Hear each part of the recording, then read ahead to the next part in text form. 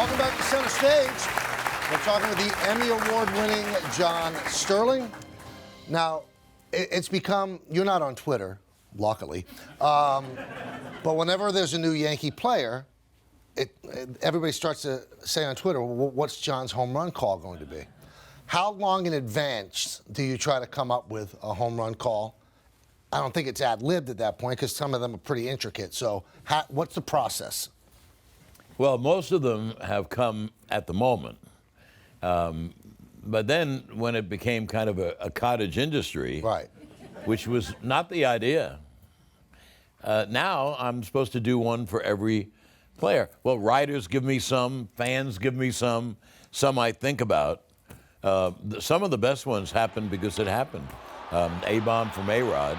It's an A-bomb from A-Rod. Robbie Cano, don't you know? Robbie Cano, don't you know? Todd Frazier has been listening to us since he was a little boy, and he loves the Todd father.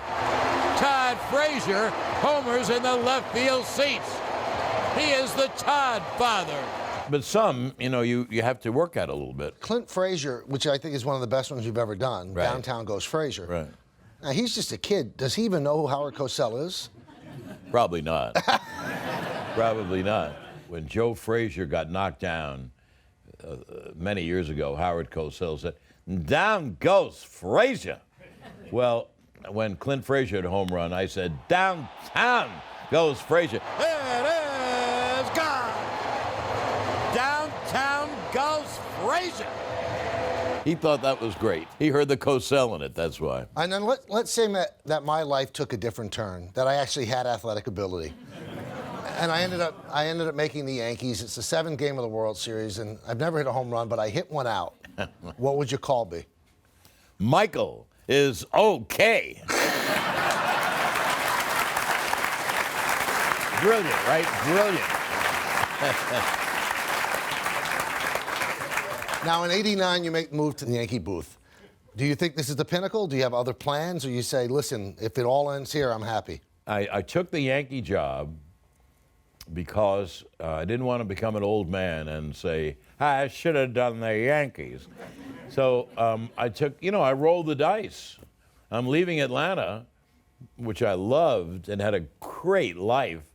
And I come to the Yankees, and they were in a process, before Michael and I, they were in a process of getting rid of announcers every 2 years. And so I rolled the dice, and it's worked. And I sometimes can't believe that it's worked the way it has. I can't believe it. So, your first 2 years on the radio, John, you worked with Jay Johnstone, a right. former player.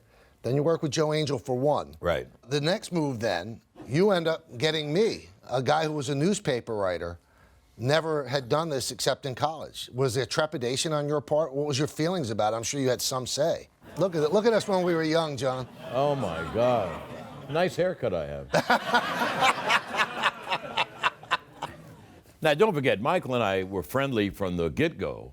We'd talk all the time. He'd be in the press box. I'd be in a broadcast booth. And so I felt that I knew what he could offer. And so I recommended Michael after all the auditions. And look how it worked out. Isn't that amazing? Unbelievable. Unbelievable. I think so. Now, you throw the word homer around, and I think it's ridiculous. And I'll just very quickly tell you, listen to a tape of Game 7, the 9th inning of the 2001 World Series when the Diamondbacks beat the Yankees, and tell me if the man's a homer, because he called that as if he was right down the middle. I'll always remember that. I always tell people that. But John wants the Yankees to win. And I once said to John, why do you care so much? They don't care if we have good broadcast. He said, Michael, I care because when you bring people good news, and if they win championships, it's good for everybody. We had a nice 10 years. Oh, boy. 4 World Series championships, 5 World Series appearances. During that whole time, was there one player that stood out to you that you just said, wow, I can't believe I'm watching this? I don't think so. I think I became more friendly with David Cohn than anyone else. Off the field. Off the field. Right. And Deion James before that, because we had been in Atlanta together. You know, Michael, I grew up watching all these great teams So it wasn't like I had never seen great players before. Everyone would think I would say Derek Jeter, but the Yanks had a lot of terrific players and terrific teams. And I got lucky. I got you as a broadcast partner, and then we got to be friendly with Buck Showalter, who was managing the Yankees, and we're still just as friendly today. And then Joe Torre, who I became friends with in Atlanta, got the Yankee job. So I was very fortunate, surrounded. Yeah, unbelievable run. But the run continues, and we continue on center stage when we return right here on Yes.